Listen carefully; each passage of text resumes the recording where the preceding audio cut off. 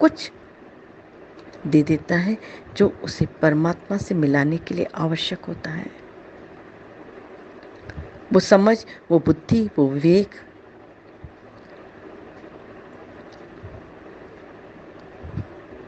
वो अपने आप को पहचानने की शक्ति,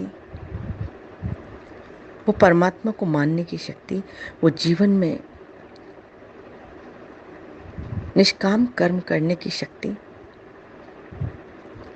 जो अपनी करने की शक्ति का उपयोग करना चाहे वो कर कर के भी परमात्मा तक पहुंच सकता है। जो अपने विवेक का उपयोग करना चाहे वो विवेक से जानकर भी परमात्मा तक पहुंच सकता है। जो अपनी मानने की शक्ति का उपयोग करना चाहे वो परमात्मा को मानकर, अपना सब कुछ परमात्मा को मानकर, इस सृष्टि का सब कुछ करता धरता परमात्मा ही है और मैं उसी परमात्मा का अंश हूँ। मेरा अलग अस्तित्व कुछ नहीं है, मैं स्वयं कुछ नहीं हूँ, जो कुछ है परमात्मा है। मैं परमात्मा से हूँ, परमात्मा मुझसे नहीं है, मैं परमात्मा से हूँ। इसलिए मुझे उस परमात्मा से मिलना है। जो मानने की शक्ति का सदुपयोग कर सकता है वो मानकर भी परमात्मा से मिल सकता है। पर सदुपयोग तो हमें स्वयं को ही करना होगा। कोई और हमारे हिस्से का भोजन कर ले तो हमें तृप्ति नहीं, हमारी भूख नहीं मिट सकती। तृप्ति होना तो बहुत दूर बात है। कोई हमारे बदले की दवाइयाँ खा ले तो स्वस्थ हम नहीं हो सकते। औषधि हमें ही खानी पड़ेगी। तभी तो कहा जाता है अपने मरे ही स्वर्ग दिखता है। जो कार्य हमें करने हैं वो हमारे करने से ही होंगे। परमात्मा प्राप्ति हमें चाहिए तो हमें ही परमात्मा के लिए लगना होगा। हमें ही उस परमात्मा का मार्ग का अनुसरण करना होगा। हमें ही जानना होगा वो कौन है जो हमें परमात्मा से मिला देंगे। वो कौन है जो हमें परमात्मा के बारे में सब कुछ स्पष्ट बता देंगे। इसीलिए तो परमात्मा ने इस संसार में अपने रूप में संतों को भेजा है कि जाओ मेरे भक्तों को मेरी तरफ लेकर आ जाओ। और कभी कभी तो स्वयं परमात्मा भी उपदेश देने आ जाता है। वो अपने अति प्रिय भक्तों को स्वयं उपदेश देता है और उसके वही अति प्रिय भक्त उसके उपदेश को फिर आगे सुन पाते हैं। क्योंकि ये सुनेंगे चाहे हम तुलसीदास जी के मुख से, ये सुनेंगे चाहे हम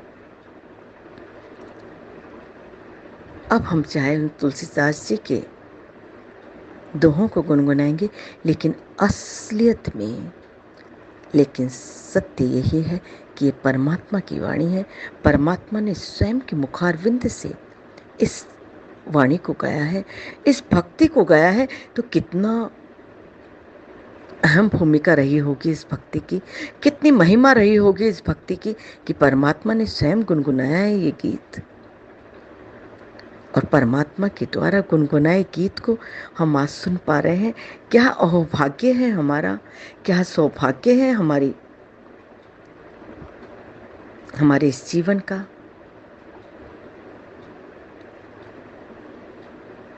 और क्या परम भाग्य है हमारी इस मति का, इस गति का, कि हम उस परमात्मा की वाणी को साक्षात सुन रहे हैं, गुनगुना रहे हैं और अपने जीवन में उतारने का दृढ़ निश्चय भी कर रहे हैं।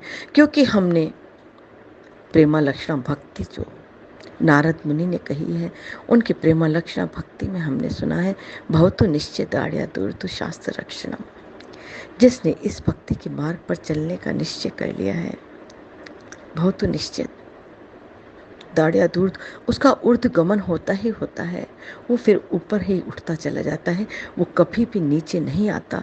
जिसने एक बार भक्ति का मार्ग अपना लिया है या जिसने एक बार भक्ति का दामन पकड़ लिया है, फिर भक्ति उसे नहीं छोड़ती। भक्ति माता, जिस तरह माता अपने बच्चे का सदैव ध्यान रखती है, बच्चा चाहे कितना भी कपोत कुटिल क्यों ना हो जाए, लेकिन माता कभी को माता नहीं होती। माता का हृदय बच्चे की उन्नति के लिए, बच्चे के सद्मार्ग के लिए, बच्चे को सुखी संपन्न ऐश्वर्यवान देखने के लिए माता सदैव लालियत रहती है। इसी तरह से जिस क्षण हमने नारद भक्ति सूत्र को अपनाया है, आप लोग समझ लें कि हमें उसी वक्त इतने महान संत नारद मुनि ने हमारा हाथ थाम लिया है और भक्ति माता ने हमें गोदी में उठा लिया है। अब हमें उस प्रसन्नता से अपनी माता की गोद में लेटे रहना है और माता जो कराए वो करते चले जाना है। माता जैसा बोले उसकी आज्ञा का पालन करना है। माता जिस तरह हमें रखना चाहे हमें रहना है। अब हमें अपनी चाह छोड़ देनी है। अब हम तो इतने समर्थ हाथों में हैं। एक तरफ भक्ति माता की गोदी में है, एक तरफ वो संत महात्मा के साथ चल रहे हैं। उन्होंने हमारा हाथ पकड़ा हुआ है और संत वही है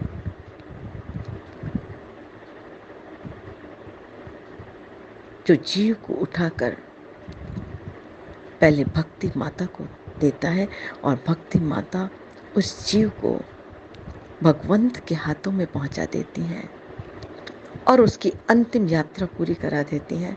तो हमें दोनों आश्रय मिल चुके हैं और दोनों आश्रय मिलके उस भगवंत तक हमारी यात्रा करा रहे हैं।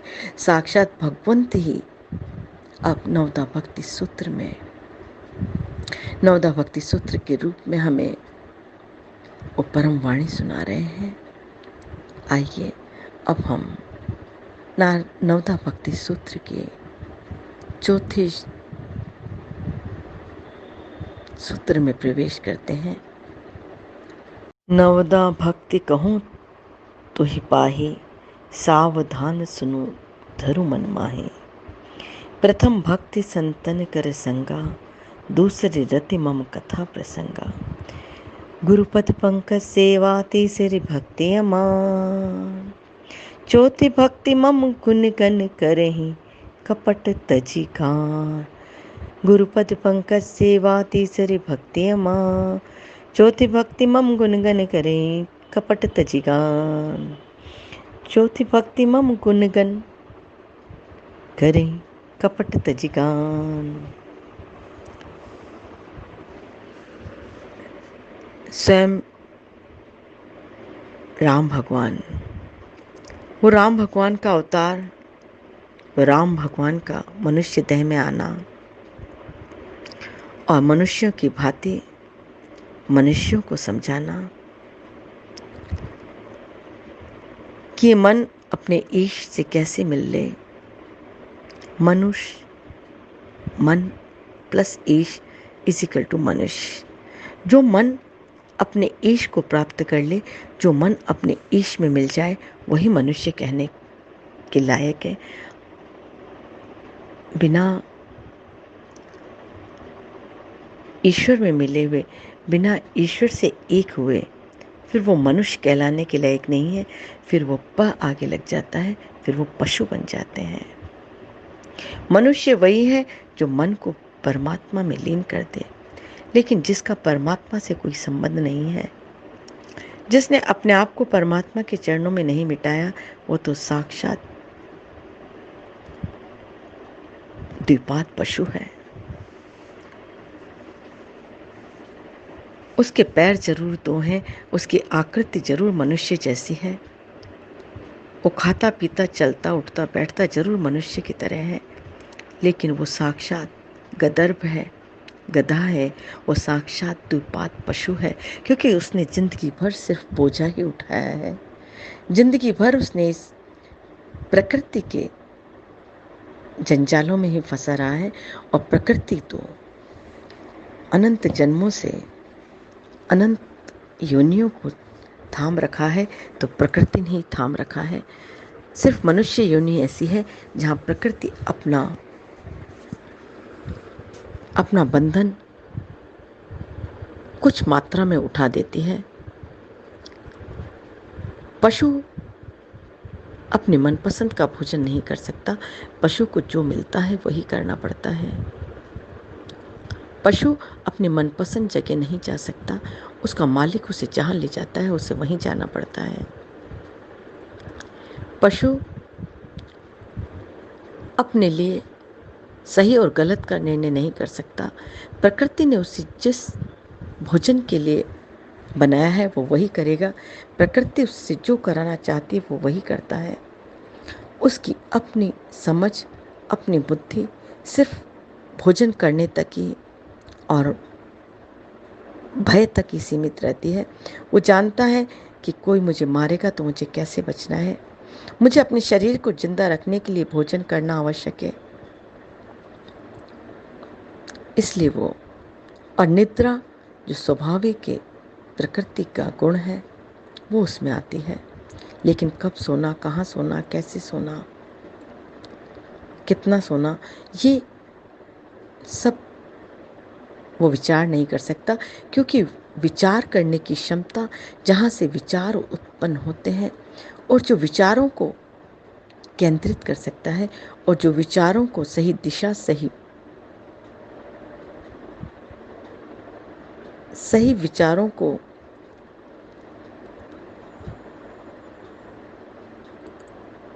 एक कर एक निश्चय कर सकता है।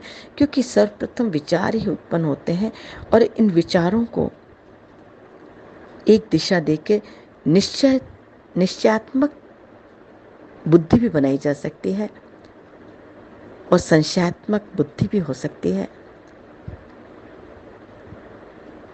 और यही बुद्धि बहुशाखा भी हो सकती है और अनंत शाखा भी हो सकती है। लेकिन जिस बुद्धि में विचार करने की क्षमता और उन विचारों को एक निर्णय देने की क्षमता है, वो मनुष्य में है। लेकिन विचारों को केंद्रित न कर पाए,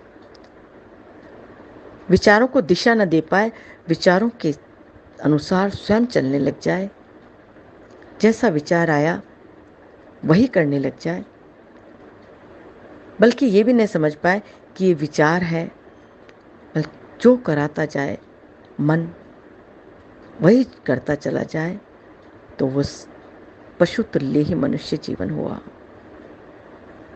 इसीलिए स्वयं परमात्मा राम नवदा भक्ति के रूप में शबरी माता को ये ज्ञान दे रहे हैं, चौथी भक्ति मम गुणगन करें कपट तजिगान।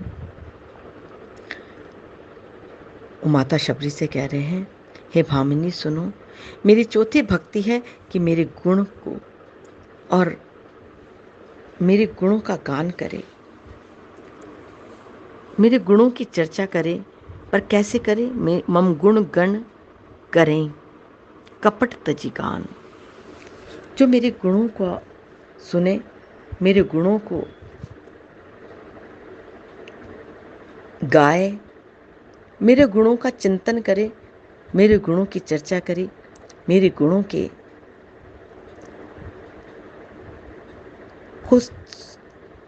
को जीवन में लाने का प्रयत्न करें। हम जैसे जैसे परमात्मा के गुणों को गाते हैं, जैसे जैसे परमात्मा के गुणों को सुनते हैं, ये बहुत बड़ा एक परमात्मा का प्रसाद है, बहुत बड़ी परमात्मा की कृपा है कि जो कोई भी परमात्मा के गुणों को सुनता है, परमात्मा के गुणों में ये शक्ति है कि उनके गुणों को सुनने के बाद हमारे जीवन में वो गुण इतना प्रभाव डालने लगते हैं कि परमात्मा के गुणों को सुनने से हमारे जीवन के कल्मश, हमारे जीवन के पाप, हमारे जीवन की बुराइयां, हमारे जीवन का राग द्वेष समाप्त होने लगता है। अगर हम संसार के किसी व्यक्ति के गुण सुनेंगे, गुण गण, जो गुणों में मुख्य बात हमें पसंद आ जाती है, वो गण के रूप में, जैसे गणराज होते हैं, सारे गणों का जो राज होता है वो गणराज कहलाता है। तो परमात्मा के गुण जब मनुष्य सुनता है तो मनुष्य के जीवन में किए हुए कर्म, चाहे उसने सुकर्म किए हो चाहे दुष्कर्म, वो फल अवश्य देते हैं। सुकर्म भी फल देते हैं, वो हमें सत्वगुणी बनाएंगे, वो हमें स्वर्ग दे सकते हैं। सत्वगुण हमें सारे भोग ऐश्वर्य प्रदान कर सकते हैं। सत्वगुण हमें जीवन में यश, प्रसिद्धि, कीर्ति दे सकते हैं। लेकिन सत्कर्म हमेशा फल देगा। इसी तरह दुष्कर्म भी हमेशा फल दे के ही नष्ट होगा, सत्कर्म भी हमेशा फल दे के नष्ट होगा। ये दोनों कर्म बिना फल के नहीं रह सकते, इनका अवश्य फल प्राप्त होता है। और सत्कर्म का फल जो होगा वो इसी तरह होगा जैसे कोई हीरे जवाहरात की जंजीर होती है, और दुष्कर्म का फल ऐसा होगा जैसे लोहे की जंजीरों में जकड़ा हुआ है, लेकिन जंजीर दोनों ही है।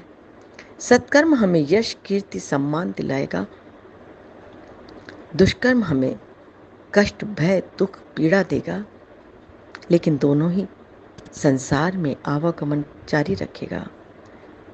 पर परमात्मा के गुण, परमात्मा के गुणों की चर्चा, परमात्मा के गुण जो भी गाएगा, जो भी परमात्मा की कथा लीलाओं को सुनेगा, गाएगा, परमात्मा के गीत गाएगा, चाहे गुण सुने, चाहे गाए, चाहे शांत होकर उसके गुणों का मनन करे, चाहे एकांत में उन गुणों को चिंतन करे, परमात्मा के गुणों की ये शक्ति है। जिस तरह से आग में ये शक्ति होती है कि वो उसमें चाहे लकड़ी डाली जाए, भूसा डाला जाए, या आग में कोयला डाला जाए, या आग में सोना डाला जाए, वो सब बड़े बड़े पत्थर भी आग में डाले जाए तो वो धीरे धीरे बन के राख हो जाते हैं। आग सबको भस्मीभूत कर देती है। इसी तरह परमात्मा की गुणों का गान, उस परमात्मा की अलौकिक शक्ति में, उस परमात्मा की अलौकिक ऊर्जा में हमारे सत्कर्म, हमारे दुष्कर्म, हमारे विगत कर्म, हमारे विहित कर्म, सब तरह के संचित कर्म, प्रारब्ध कर्म, वो सब कुछ भस्म हो जाते हैं और मनुष्य इस जन्म बंधन से मुक्त हो जाता है और परमात्मा में लीन हो जाता है, परमात्मा स्वरूप हो जाता है, परमात्मा रूप होके परमात्मा में ही विलीन हो जाता है। इतनी अलौकिक शक्ति परमात्मा की इस चौथी भक्ति में है।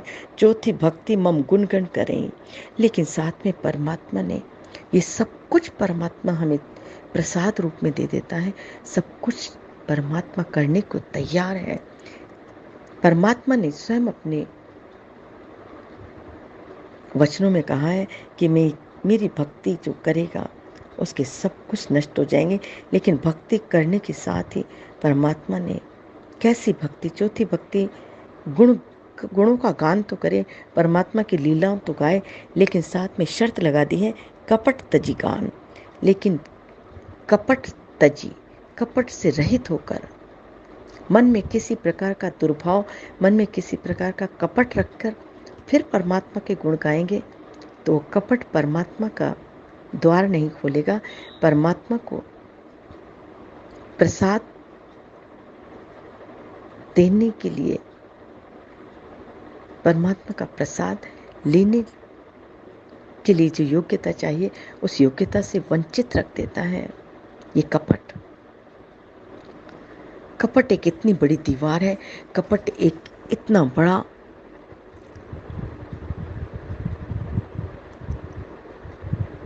पाप है जो परमात्मा की दया, परमात्मा का प्रेम, परमात्मा की कृपा को उसी वक्त रोक देता है ये कपट।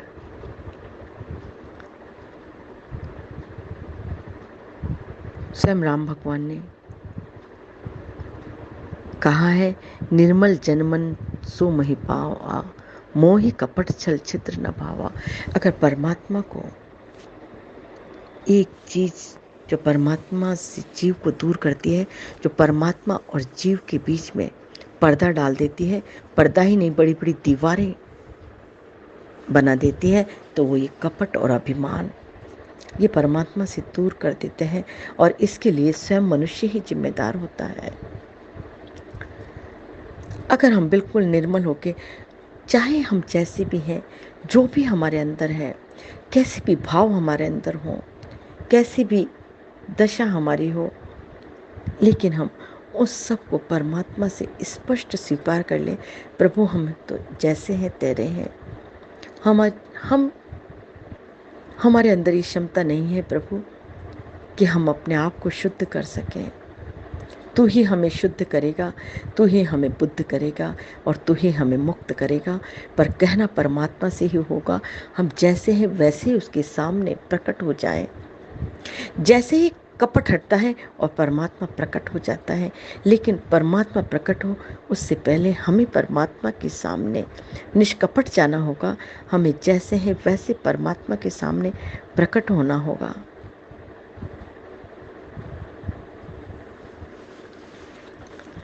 अगर हम परमात्मा और परमात्मा के बंदों से किसी प्रकार का कपट न रखें, जो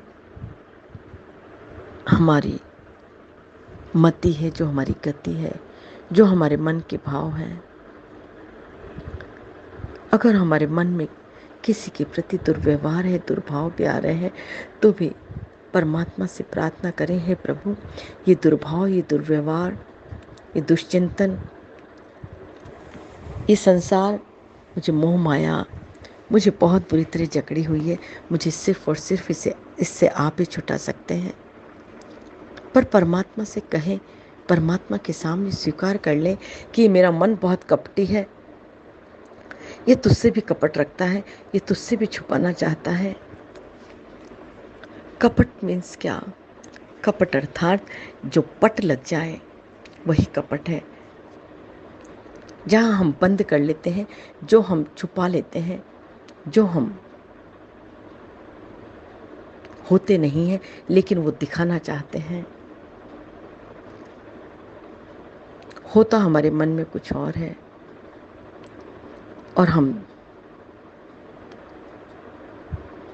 कुछ परमात्मा के गुण हम इसलिए नहीं गा रहे क्योंकि हमें परमात्मा से प्रेम है, क्योंकि हम परमात्मा को चाहते हैं। परमात्मा के गुण हम इसलिए गा रहे हैं कि दुनिया हमें अच्छा समझे, या जब कोई आ गया हमारे घर में तो हम उसे दिखा देते हैं कि नहीं, हम परमात्मा को मानते हैं, हम परमात्मा के भक्त हैं।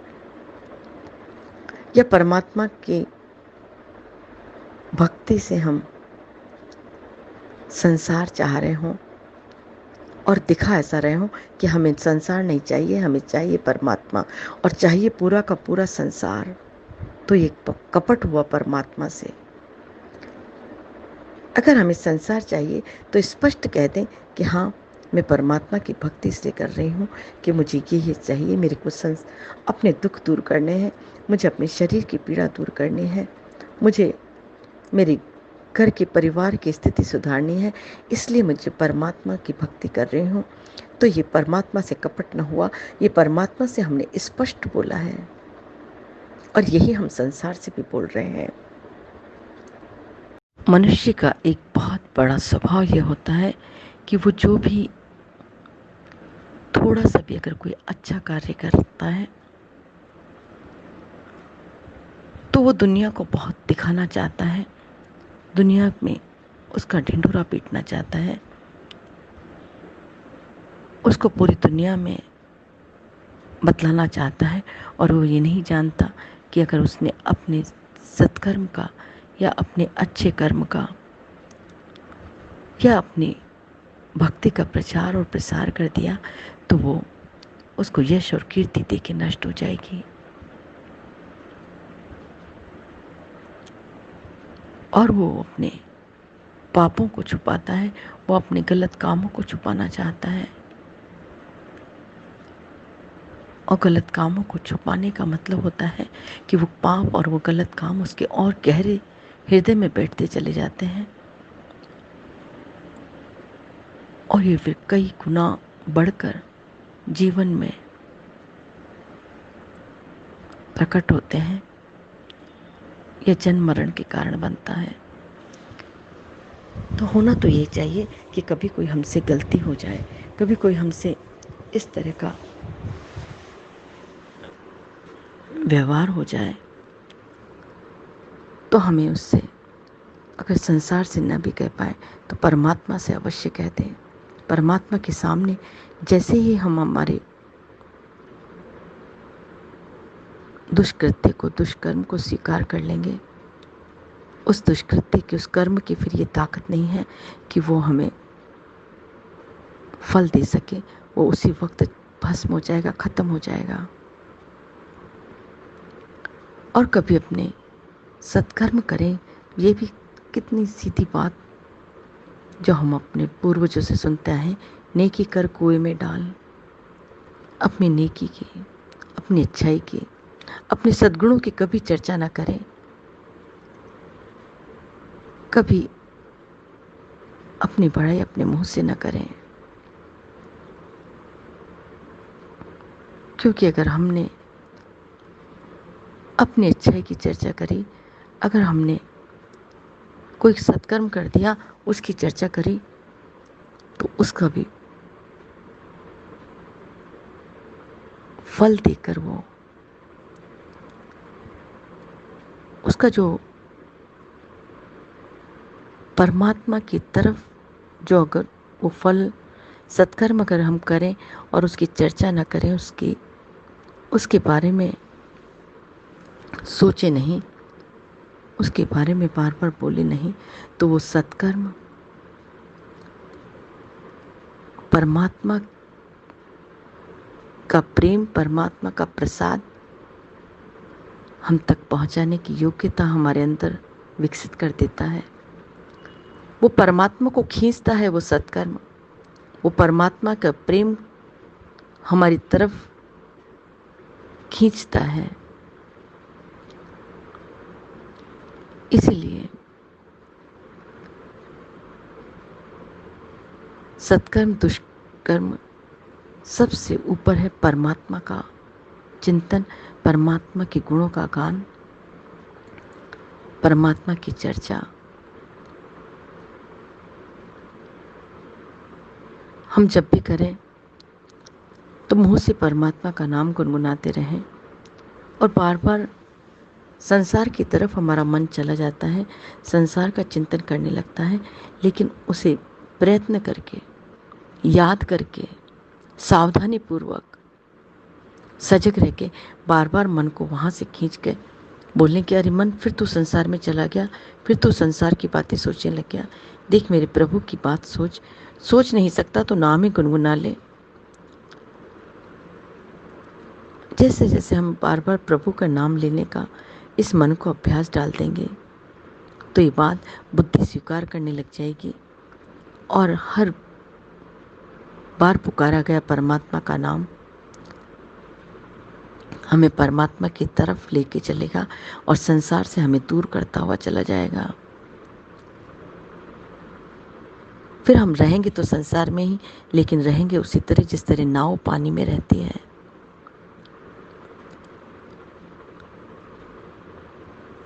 फिर पानी में रहते हुए भी नाव के ऊपर बैठ के मनुष्य कितनी आनंददायक यात्रा करता है। वो पानी को जब चाहे हाथ लगा लेता है, वो पानी को जब चाहे पी सकता है, भर सकता है, लेकिन वो डूब नहीं सकता, वो डूबता नहीं है, वो पानी का सदुपयोग करता है। उसके ऊपर बैठ के आनंद से उस चौथी भक्ति में परमात्मा शबरी से यही कह रहे हैं कि हे शबरी, जो भी निष्कपट होकर, कपट त्याग कर, मेरे और उसके बीच में कोई भी पर्दा न लगाकर, वो जो जैसा है वैसा मेरे पास आ जाए, संसार के किसी भी व्यक्ति के प्रति यह संसार के व्यक्तियों की जो चर्चा ना करे, संसार के व्यक्तियों की बातें, उनकी ही चर्चा, उनका ही चिंतन न करके चिंतन चर्चा बातें मेरी करे और मेरे और उसके बीच में किसी भी तरह का पट न लगाए, पर्दा न रखे। वो जैसा है मुझे बोलते, वो जैसा है संसार में भी वैसा ही व्यवहार करे, तो मेरी ज्योति भक्ति इसको प्राप्त हो जाती है और वो जीवन में भक्ति का प्रादुर्भाव उसके जीवन में हो जाता है और वो मुझे प्राप्त हो जाता है।